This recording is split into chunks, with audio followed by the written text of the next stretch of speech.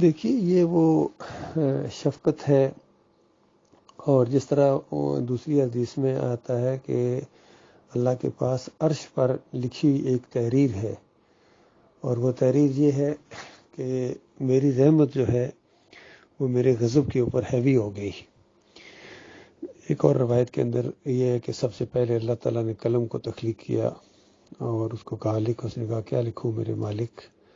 تو کہا گیا کہ یہی چیز لکھ کہ میری جو رحمت ہے وہ میرے غضب کے اوپر ہیوی ہے، اس طریقے سے۔ اور وہ تحریر اللہ کے پاس عرش کے اوپر موجود ہے۔ یعنی یہ ساری باتیں اس لیے بتائی جا رہی ہیں کہ اللہ بہت مہربان ہے، وہ نہیں چاہتا ہے کہ تمہیں سزا دے، نہیں چاہتا ہے کہ تمہیں، وہ کیونکہ مہربان رب ہے، یعنی وہ ہر مخلوق کے اوپر رحم کرتا ہے۔ تو تم تو انسان ہو، اور اللہ کے عذاب کے لیے جو اپنے آپ کو مستحق بنا رہے ہو، تم خود ظالم ہو، تمہارا خود اپنے اوپر ظلم ہے، باقی اللہ تو ظلم کا ارادہ بھی نہیں رکھتا ہے۔ تو اس انداز سے یہ چیز بتائی گئی ہے کہ جتنا اللہ کی محبت ہے اپنی مخلوق کے لیے اور خاص کر انسانوں کے لیے، ابھی تو اس کا یعنی 1% بھی اللہ نے اس کو استعمال نہیں کیا ہے، 99% تو کو بھی چھڑا ہی نہیں گیا ہے۔ تو یہ جب قیامت کا دن ہوگا تو اس ایک کو بھی اٹھایا جائے گا، اور 99 پوری کی پوری جو محبت ہے اللہ تعالیٰ کی اپنے بندوں کے لیے، رحمت ہے، شفقت ہے، اس کو نچھاور کر دے گا۔ اور ساتھ یہ بتایا کہ اتنی بڑی رحمت، اتنی بڑی محبت اللہ تعالیٰ شرک کرنے والوں کے اوپر حرام کر دے گا۔ نہیں، اتنی رحمت ہونے کے باوجود ان پر رحم نہیں کرے گا، کفر و شرک پھیلانے والوں پر رحم نہیں کرے گا اللہ تعالیٰ، گیروی کرنے والوں پر، یا رسول مدد کہنے والوں پر، یا علی مدد کے نعرے لگانے والوں پر، عرس اور میلے کرنے والوں کے اوپر، چادریں چڑھانے والے، اور جمہوریت کا کفر و شرک میں ڈوبے ہوئے لوگ ہوں، یا سجدہ تعظیمی کے شرک میں ہوں، ان سارے مشرکین کے اوپر اللہ تعالیٰ نے اپنی اس رحمت کو حرام قرار دے دیا ہے۔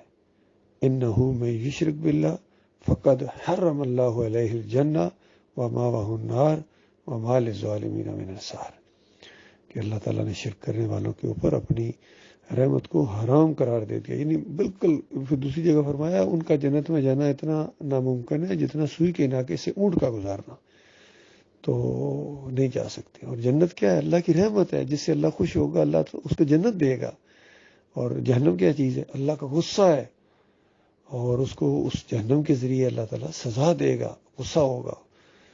تو یہ چیزیں اس طریقے سے ہیں۔ پھر اللہ نے رحم کو پیدا کیا، اور رحم نے کہا کہ مالک یعنی میری ایک درخواست ہے، وہ یہ ہے کہ یعنی جو مجھے کاٹے گا تو بھی اس کو کاٹ دے، اپنے ساتھ نہیں رکھے گا، اور جو مجھے جوڑے گا تو بھی اس کے ساتھ جڑے گا۔ تو اللہ نے وعدہ کر لیا اس کے ساتھ۔ تو اس طرح کی چیزیں ہیں۔ باقی محمد حنیف صاحب کے اندر جو معاملہ ہے، ان کی سوچ ہی صوفیانہ ہے۔ پہلے تو وہ کہتے ہیں اللہ الرحیم کی جو صفت ہے، اور پھر ساتھ ہی کہتے ہیں کہ اللہ کی صفت لا محدود ہے، اللہ نے اس کے 100 حصے کیے اور ایک حصہ مخلوق میں بانٹ دیا۔ ذرا غور کریں، ان چیزیں بیان کرنے کی اس طریقے سے کون سی ضرورت ہے؟ حالانکہ خود وہ میتھ کے ٹیچر ہیں، اور میتھ کا یہ اصول ہے، ایک اگر خط کھینچیں، سیدھی لائن کھینچیں اور اس کو لکھ دیں کہ یہ لا محدود ہے، یعنی اس نے کسی جگہ جا کے رکنا ہی نہیں ہے۔ جب کسی جگہ اس کو رکنا ہی نہیں ہے تو اس کو ڈیوائیڈ نہیں کیا جا سکتا، کیونکہ اس کی تو کسی جگہ حد ہی کوئی نہیں ہے، تو ڈیوائیڈ کس طرح کریں گے؟ اس کو کیسے پتہ چلے گا یہ اس کا سینٹر ہے، یہ اس کا یہ ہے، وہ ہے؟ وہ لا محدود ہے۔ اللہ کی ہر صفت لا محدود ہے، اور لا محدود کو ڈیوائیڈ نہیں کیا جا سکتا، اور نہ ہی اللہ تعالیٰ اپنی صفتیں کسی کو دیتا ہے۔ تو ان کا دماغ کے اندر یہ چیزیں آ گئی ہیں، صوفیانہ انداز ہے۔ کہتے ہیں اللہ تعالیٰ نے اپنی ایک صفت عیسیٰ علیہ السلام کو دے دی۔ دیکھیے وہاں اس طرح انداز سے بات، اللہ کا فعل ہوتا ہے معجزہ، وہ اللہ کا فعل ہوتا ہے، وہ انسان کا فعل ہو ہی نہیں سکتا۔ اللہ جو کام کرتا ہے وہ انسان نہیں کر سکتا ہے، اسی لیے اس کو معجزہ کہتے ہیں۔ تو وہ اللہ کے اذن کے بغیر نہیں ہو سکتا ہے، وہ اللہ کا فعل ہوتا ہے۔ یعنی عیسیٰ علیہ السلام کے دور کے اندر مردوں کو جو زندہ کیا جاتا تھا، اللہ ان کو زندہ کرتا تھا۔ اسی طرح وہ مٹی کا پرندہ بناتے تھے، اللہ اس کو زندہ کر دیتا تھا۔ اسی طرح کسی وہ جو کوڑ کا مرض والا ہوتا تھا، اس کے اوپر ہاتھ پھیرتے تھے، اللہ اس کو شفا دے دیتا تھا۔ تو معجزات اس طریقے سے ہیں۔ تو آپ غور کریں، ان کی اتنا فہم ان کا ناقص ہے اس گروپ کا، کہ کہ کہتے ہیں جو سجدہ ہوا نا، دیکھیے یوسف علیہ السلام کو سجدہ ہوا، یہ انوکھا سجدہ ہے، یہ ایک خاص واقعہ ہے۔ پھر اس کی دلیل میں معجزات کو پیش کرتے ہیں کہ جس طرح ابراہیم علیہ السلام کو آگ میں پھینکا گیا تو ان کو بھی کچھ نہیں ہوا، پھر موسیٰ علیہ السلام کے دور میں ایک مردے نے بات کی، پھر عیسیٰ علیہ السلام مردے کو زندہ کر دیتے تھے۔ تو بتائیے ان معجزات کا اس واقعے کے ساتھ کیا تعلق ہے؟ یہ ان کی اس طریقے سے بات ماری گئی ہے۔ تو یہ تو ایک واقعہ ہے، ایک شکر گزاری کا واقعہ ہے، دو پیغمبروں کی زندگی کے واقعہ ہے، اور یہ وہ لوگ ہیں جن کے راستے پر ہم نے چلنا ہے، طریقے پر چلنا ہے۔ تو پیغمبروں کے جو واقعات ہیں وہ تو سبق کے لیے ہیں کہ جس طرح وہ لوگ چلے ہیں اللہ کو خوش کرنے کے لیے، تم بھی اسی طرح کرو۔ تو کیا کوئی اس طرح، جس طرح محمد حنیف صاحب کا عقیدہ ہے، کوئی اس طرح کہہ سکتا ہے کسی نیک لوگ بندے کو جا کے سجدہ کر دو، کیونکہ نیک لوگ سجدہ کیا کرتے تھے ایک دوسرے کو؟ ایسا نہیں ہے، ایسا سوچنا بھی نہیں چاہیے۔ تو ان کے دماغ کے اندر یہ کیسی چیز آ گئی ہے؟ بہرحال بہت بڑی آزمائش ہوئی ہے لوگوں کی بھی اور ان کی بھی۔ اصل میں اب کیا کہا جائے، یہ یعقوب کی اور ان کی آپس میں ضد بازیوں کا، یہ اسی لیے بغیوں بینہم پچھلے مولویوں کو کہا گیا، آپس میں ضد کی وجہ سے انہوں نے ایک دوسرے کے ساتھ دشمنی کی وجہ سے فرقے بنائے ہیں۔ اور چونکہ جب یعقوب لوگ علیحدہ ہوئے ہیں تو اس وقت کوئی سجدہ تعظیمی کا ذکر بھی نہیں دیا، کہیں 2.5-3 سال بعد انہوں نے یہ مسئلہ ان کے اندر اٹھا تھا، سعید احمد اور یعقوب کے اندر۔ تو چونکہ اس سے پہلے سارے اسی بات پر متفق تھے کہ یہ لغوی معنوں میں ہے، یہ حقیقی سجدہ نہیں ہے، معروف سجدہ نہیں ہے۔ لیکن جب سعید احمد نے اس کو سجدہ کہا کسی درس کے اندر کہ اصلی سجدہ ہوا ہے، تو یعقوب لوگ بول پڑے، ان کا آپس میں اختلاف ہو گیا۔ اختلاف اتنا بڑا کہ دونوں نے ایک دوسرے کے خلاف کتابیں لکھی، اور اس دوران ڈاکٹر عثمانی رحمۃ اللہ علیہ کے بھی بیانات سامنے آ گئے، چونکہ ان کے پاس کافی لٹریچر تھی، کیسٹیں، تو وہ سنی کسی نے، تو وہ چیز سامنے آ گئی۔ تو یعقوب لوگوں نے وہ پکڑ لی اور سعید احمد کو کہا کہ تم انکاری ہو قرآن کے۔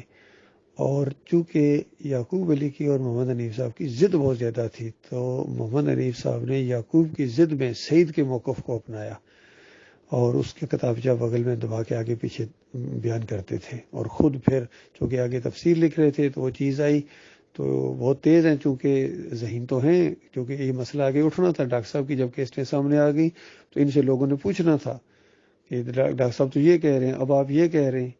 تو یہ پورا سارا انہوں نے ڈرامہ کیا ہے، اپنے لوگوں کا ذہن پہلے بنا کے، اور جب ان کو سمجھایا گیا نہیں سمجھے ہیں اور ڈٹ گئے اپنے اس شرک کے اوپر، اور پھر 4-5 سال لوگوں کے ذہن پکے کر کے پھر انہوں نے تفسیر چھاپی ہے۔ اور اب تو اور زیادہ دلدل کے اندر چلے گئے، ظاہری بات ہے، اتنی ہیوی پیمنٹ کے بعد، اتنے خرچے کرنے کے بعد انہوں نے وہ تفسیر چھاپ دی۔ اب کیسے واپس آئیں گے؟ پہلے موقع تھا ان کے لیے، اگر تھوڑا سا بھی عقل سے کام لیتے تو اس کو درست کر دیتے، اس طرح تفسیر کو کر دیتے جیسا ڈاکٹر عثمانی رحمۃ اللہ علیہ نے بڑی زبردست انداز سے اس کی تفسیر کی ہے کہ یہ ان رحمتوں اور برکتوں کی وجہ سے یہ اللہ کو سجدہ شکر ہوا ہے۔ اور پھر فتویٰ لگایا کہ جن کا ایمان خراب ہوتا ہے نا، یعنی عقیدہ خراب ہوتا ہے، وہ اس طرح تفسیر کرتے ہیں، ان کو اس طرح نظر آتا ہے، ظاہری بات ہے، ایمان خراب ہوگا تو اسی طرح نظر آئے گا۔ بریلویوں کو نظر آتا ہے کہ نبی علیہ السلام غیب جانتے ہیں، واسطے وسیلے ٹھیک ہیں، بریلویوں کو اسی طرح نظر آتا ہے قرآن میں سے۔ اشرف علی تھانوی کو اسی طرح نظر آیا کہ اللہ کے بندوں کو نبی کا بندہ کہا جا سکتا ہے۔ محمود الحسن کو اسی طرح نظر آیا ہے کہ جو مقبول بندے ہوتے ہیں ان کو اگر پکارنا چاہے تو یہ بھی اللہ ہی کو پکارنا ہے۔ اسی طریقے سے محمد حنیف کو وہی چیز نظر آ رہی ہے کہ یہ سجدہ یوسف علیہ السلام کو ہوا ہے، تو یہ عقیدے کی خرابی ہے بھائی۔ اللہ تعالیٰ غور و فکر کرنے کی توفیق عطا فرمائے۔